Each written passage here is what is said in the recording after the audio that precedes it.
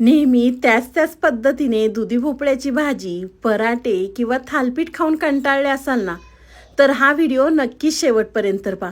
2 चमचे तेलामध्ये संपूर्ण कुटुंबासाठी छान भन्नाट चवीचा नाश्ता बनवलेला आहे. त्यामुळे व्हिडिओ कुठेसुद्धा स्किप न करता संपूर्ण व्हिडिओ पहा. हाय हॅलो नमस्ते, स्वाती सांडभोर या यूट्यूब चॅनलवर तुम्हा सगळ्यांचं अगदी मनापासून स्वागत करते. तर इथे पहा, मी दुधी भोपळा घेतलेला आहे. त्यानंतर आपल्याला पिलरच्या मदतीने त्याची साल काढून घ्यायची आहे. साल काढल्यानंतर मोठ्या किसणीने आपल्याला हा दुधी भोपळा किसून घ्यायचा आहे. खूप जास्त बारीक किसणीने किसू नका, कारण दुधी भोपळ्याला पाणी सुटेल. मोठ्या किसणीने आपल्याला हा दुधी भोपळा किसून घ्यायचा आहे. तर तुम्ही ते पाहू शकता, मी सगळा दुधी भोपळा किसून घेतलेला आहे. किसल्यानंतर एका बाउलमध्ये आपल्याला सगळा दुधी भोपळा काढून घ्यायचा आहे. खूप वेळ आपल्याला किसून ठेवायचा नाही, अगदी आयत्या वेळेत झटपट आपल्याला हा दुधी भोपळा किसून घ्यायचा आहे. एका बाउलमध्ये दुधी भोपळा घेतल्यानंतर त्यामध्ये आपल्याला 1 वाटी बेसन पीठ घालायचं आहे. तुम्ही बेसन पिठाच्या ऐवजी मुगाच्या डाळीचं पीठ वापरलं तरी या ठिकाणी चालणार आहे. अर्धा कप आपल्याला या ठिकाणी बारीक रवा घालायचा आहे. जाड रवा वापरला तरी काही हरकत नाही. 1.5 चमचा मिरची पावडर, पाव चमचा आपल्याला यामध्ये हळद घालायची आहे. तिखट तुम्ही तुमच्या आवडीनुसार कमी अधिक करू शकता. 1 चमचा धना पावडर, अर्धा चमचा त्यामध्ये आपल्याला ओवा घालायचा आहे. पाव चमचा हिंग. बेसन पीठ वापरलेलं आहे, त्यामुळे आपण यामध्ये ओवा आणि हिंगाचा वापर केलेला आहे. चवीनुसार मीठ घालायचं आणि छान अगदी व्यवस्थित आपल्याला मिक्स करून घ्यायचं आहे. लगेच पाणी घालायचं नाही आहे, दुधी भोपळ्याला पाणी सुटतं. त्यामुळे आधी आपल्याला हे बेसन पीठ, रवा त्यामध्ये व्यवस्थित मिक्स करून घ्यायचं आहे. मिक्स केल्यानंतर त्यामध्ये आपल्याला पाणी घालायचं आहे.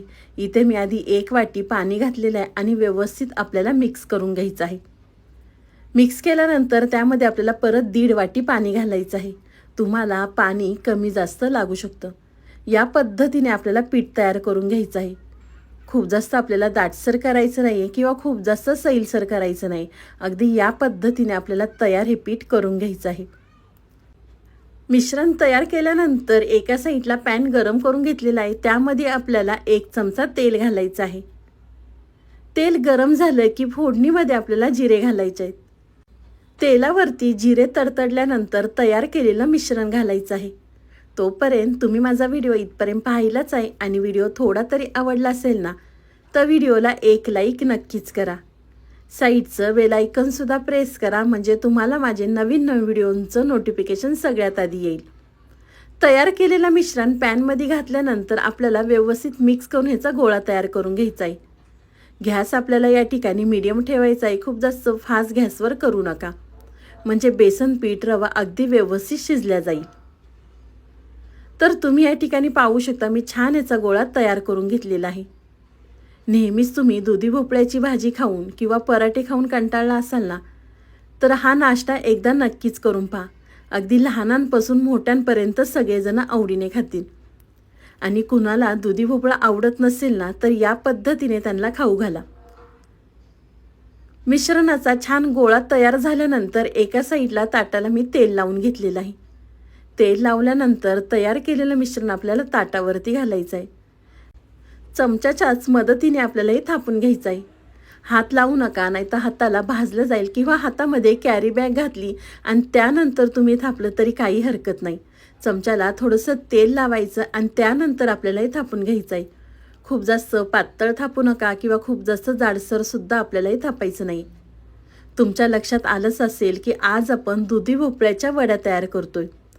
इथे मी अगदी वेगळ्या पद्धतीने तुम्हाला दुधी भोपळ्याच्या वड्या दाखवलेल्या आहेत. अगदी 2 चमचे तेलामध्ये आपण संपूर्ण कुटुंबासाठी नाश्ता पाहणार आहोत. छान व्यवस्थित थापल्यानंतर आपल्याला 10 मिनिटासाठी साईडला ठेवायचं आहे. 10 मिनिटं झाल्यानंतर व्यवस्थित थंड झालेलं आहे. सुरीच्या मदतीने आपल्याला ह्याच्या वड्या कट करून घ्यायच्या आहेत. अगदी व्हिडिओमध्ये दाखवते ना, त्या पद्धतीने वड्या कट करून घ्या. आज मी तुम्हाला दुधी भोपळ्यापासून अगदी वेगळी रेसिपी दाखवलेली आहे. तर रेसिपी थोडी तरी आवडली असेल ना, तर तुमच्या नातेवाईकांमध्ये लगेच शेअर करून ठेवा. आणि घरातले जर दुधी भोपळा खात नसेल ना, तर त्यांना या पद्धतीने नक्कीच करून खाऊ घाला. त्यांना समजणारसुद्धा नाही की आपण ह्या वड्या कशाच्या खातोय. घरातली लहान मुलं दुधी भोपळा म्हटलं की नाक मुरडतात. पण वेगळ्या वेगळ्या पद्धतीने त्यांना खाऊ घातलं ना, तर ते सुद्धा अगदी आवडीने खातील. इथे मी मोठ्या आकारामध्ये वड्या कट करून घेतलेल्या आहेत. त्यानंतर एका वडीचे 2 भाग या ठिकाणी मी करून घेतलेले आहेत. तर अशाच पद्धतीने इथे मी 4 वड्या कट करून दाखवते तुम्हाला. पाहू शकता छान मस्त आपल्या वड्या तयार झालेल्या आहेत. तुम्हीही दुधी भोपळ्याच्या वड्या एकदा बनवल्या ना तर आठवड्यातनं 2 ते 3 वेळा नक्कीच बनवाल. पण घरातले वयस्कर लोक असतात, काही जणांना बेसन पीठ चालत नाही. तुम्ही यामध्ये मुगाच्या डाळीचं पीठसुद्धा वापरू शकता किंवा तांदळाचं पीठ किंवा सगळी पिठं मिक्स करून वापरली ना तरी काही हरकत नाही. वड्या कट केल्यानंतर एका साईडला मी परत पॅन गरम करून घेतलेला आहे. त्यावरती आपल्याला 1 चमचा तेल घालायचं आहे. तेल पॅनमध्ये सगळीकडे आपल्याला पसरवून घ्यायचं आहे. पसरल्यानंतर त्यामध्ये आपल्याला अर्धा चमचा मोहरी घालायची आहे. मोहरी आपल्याला पॅनमध्ये सगळीकडे पसरवून घालायची आहे. 1 चमचा तीळसुद्धा आपल्याला त्यामध्ये घालायचे आहेत. तीळ तेलावरती छान तडतडले की त्यावरती आपल्याला तयार केलेल्या वड्या ठेवायच्या आहेत. तुम्ही ह्या वड्या पाहुणे आल्यावर केल्या ना तर पाहुणे तुमच्याकडे नक्कीच रेसिपी विचारल्याशिवाय राहणार नाही. एवढ्या भन्नाट चवीच्या वड्या तयार होतात. आणि दुधी भोपळा नको नको म्हणणारे ना ते सुद्धा ह्या वड्या मागून मागून खातील. एकदा नक्कीच करून पहा. सगळ्या वड्या पॅनमध्ये ठेवल्यानंतर एका साईडने आपल्याला छान खरपूस भाजून घ्यायच्या आहेत. गॅस आपल्याला या ठिकाणी मीडियम ठेवायचा आहे. खूप जास्त फास्ट गॅसवर ह्या वड्या आपल्याला भाजायच्या नाहीत. गॅस मीडियम ठेवला की आतपर्यंत ह्या वड्या छान भाजल्या जातील आणि अगदी क्रिस्पी आपल्या दुधी भोपळ्याच्या वड्या तयार होतील. तुम्ही पाहू शकता आपण कमी तेलात ही रेसिपी तयार केलेली आहे.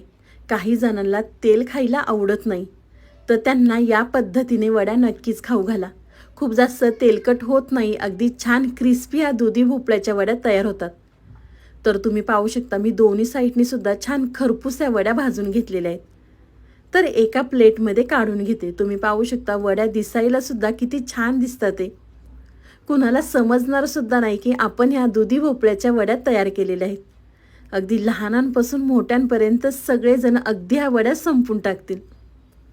तुम्हाला ही माझी आजची रेसिपी कशी वाटली ती मला नक्की कमेंट करून कळवा. व्हिडिओ आवडला तर व्हिडिओला लाईक, कमेंट, सबस्क्राईब करायला विसरू नका. तुम्ही माझा व्हिडिओ कोणत्या शहरातनं पाहता ते सुद्धा मला कमेंट करून नक्कीच कळवा, म्हणजे मला तुमचे आभार मानता येईल. तर चला पुन्हा भेटूया असाच एक छानसा व्हिडिओ घेऊन. तोपर्यंत स्वस्त खा, मस्त रहा. बाय.